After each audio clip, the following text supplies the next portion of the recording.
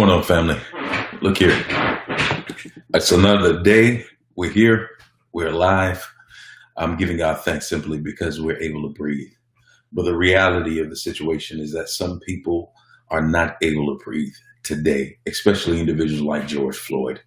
And I'm sitting down here and I'm thinking to myself that how unfair it is for an individual like himself to have woken up that morning and not being able to say goodbye to his loved ones, not being able to say goodbye to many different individuals who he loved, and he's dead now.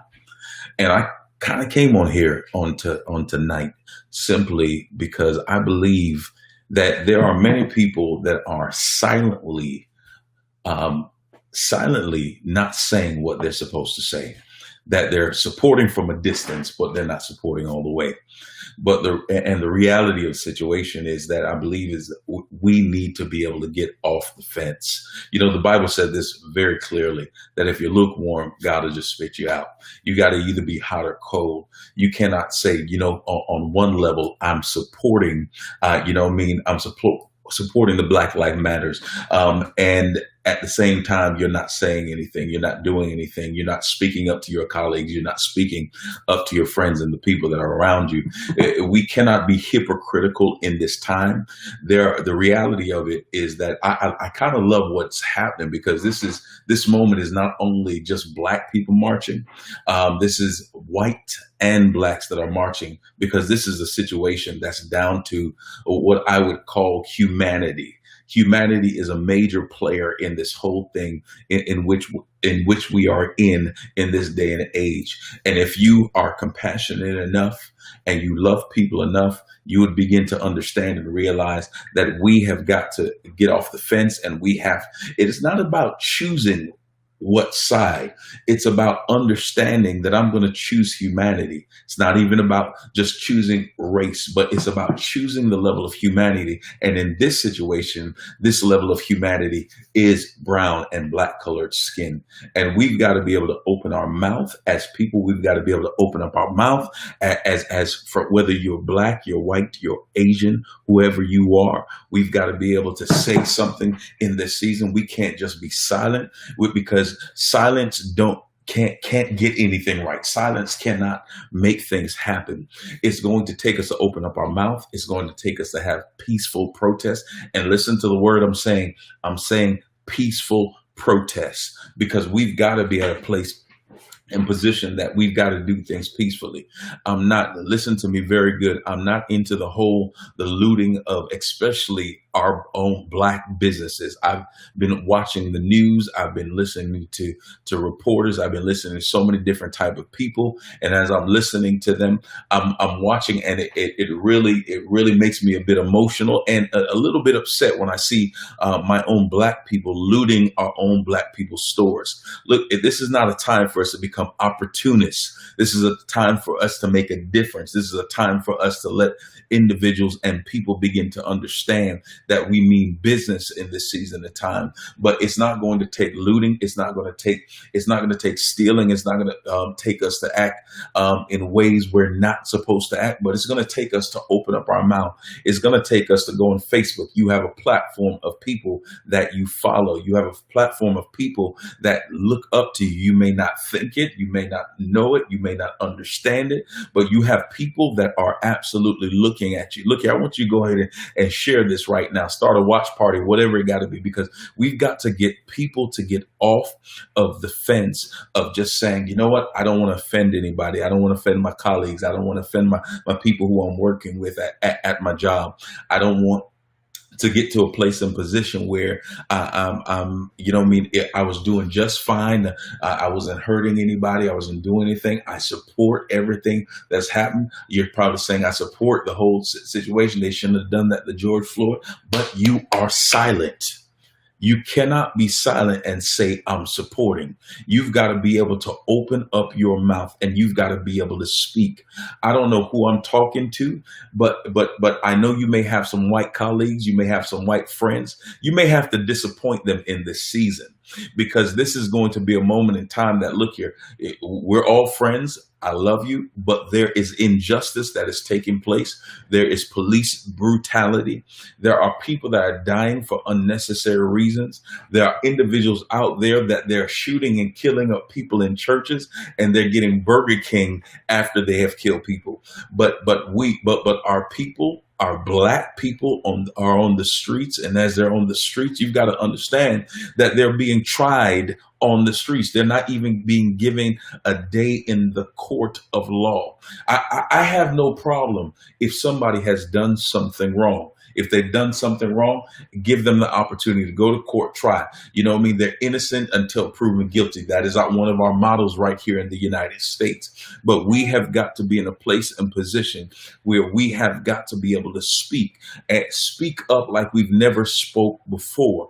Because if we can speak, and I'm talking to especially us as pastors, pastors, leaders, mothers, fathers, we have got children that are looking to us, that are wondering what in the world is going on right now. And we've got to be able to let them understand that what is happening to our brown and our black colored skinned people is not right. We've got to be able to make a difference. We got to be able to take things to the next level. We got to be able to move in ways we never thought that we were going to move. I know this is an uncomfortable season. I know that it's an uncomfortable moment. I know some of us don't like confrontation. I'm not saying you got to go fight anybody. I'm not saying you got to go beat down somebody. I'm not even saying you got to go pick up any weapon to go harm someone. But what I'm saying is that God has given you the ability to speak. Use this mouth and speak. And by you speaking, you're not only speaking for you, you're speaking for your legacy, your generation, and your generation after that. And by you beginning to understand that you're speaking for others who might not be able to speak as yet, you've got to be able to realize that you're going to help to make a better tomorrow. You see, speaking up means that you're going to be the next politician. You're going to be the next influential leader. You're going to be the next individual that is going to make a difference in our society. But it's going to take you to speak up. It's not time for us to be in a place of fear. It's not time for us to be in a position where we feel as though I can't do anything. Because I know many of us are at a place we're saying, I feel like I want to do something. I feel like I want to make something happen. I feel like I want to take something to the next level. And I hear you. But step one is that you have got to be able to even use your social media platform.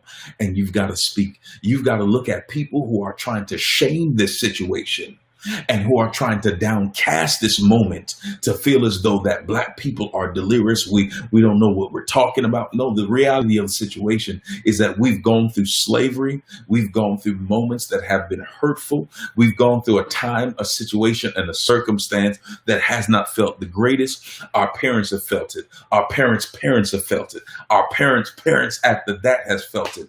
And we've got to get to this place where this is the 21st century. We've got technology and all type of things. This should not be happening in this moment in time. This should be something that we're getting ready to move forward and become the people that we need to become. You've got to understand, black and brown people are intelligent. Black and brown people are creative. Black and brown people can become nurses. Black and brown people can become engineers. Black and brown people can become anything and everything that any other culture can become. This is a time for equality. This is a time that of justice begin to reign. This is a moment in time that we begin to open up our mouth and speak, because we're speaking for everyone who has probably already passed away and could not speak. We need to open our mouth. It's going to take us to get off the fence. You ain't got to choose a side. You've just got to be able to open up your mouth and say, this is humanity. And we've got to be able to speak. We've got to be able to talk. We've got to be able to have compassion. I've heard and seen some pastors say some things and use some rhetorics. You've got to understand where some of them I was proud of. Others I was disappointed at. whether they're around the world, whether they're in the United States. I've seen people try to pacify the situation in ways that will make them look good. This is not any time to look good. This is a time that we've got to be able to be in a position and place that we've got to speak. I've seen CEOs speak. I've seen other leaders speak. I've seen people say things that I've been quite shocked at them saying things. And I've also seen people who I thought would have said something by now become silent.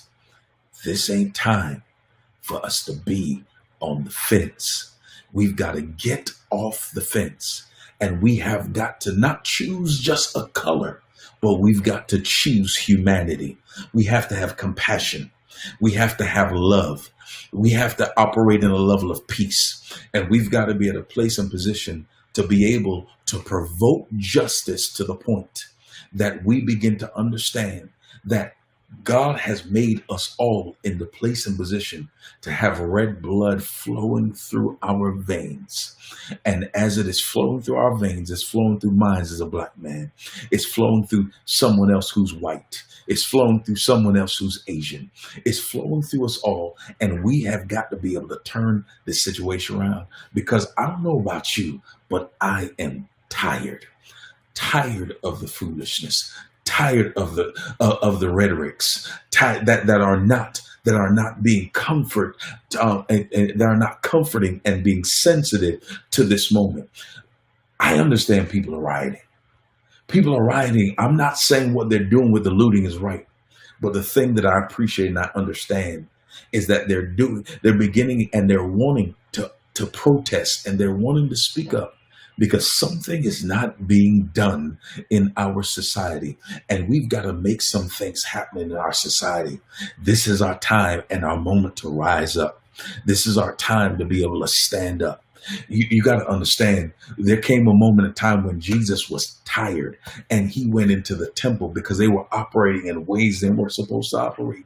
And he said, enough is enough. Tables were turned up and turn over. This is our moment where we need to turn over tables with our speech, with what we talk.